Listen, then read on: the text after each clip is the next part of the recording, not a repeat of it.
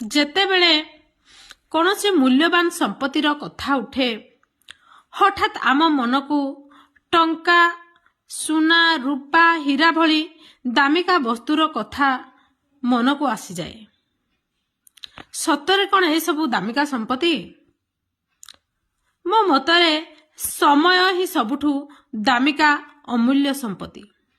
କାରଣ ସମୟକୁ କେବେ ଚୋରି କରି ନେଇପାରେ ନାହିଁ। ସମୟକୁ କେହି କିଣିପାରେ ନାହିଁ କିମ୍ବା ବିକିପାରେ ନାହିଁ।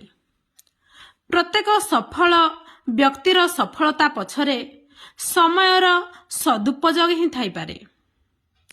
ଯିଏ ସମୟକୁ ବର୍ବାଦ କରେ, ସମୟ ତା ଜୀବନକୁ ବର୍ବାଦ କରିଦିଏ।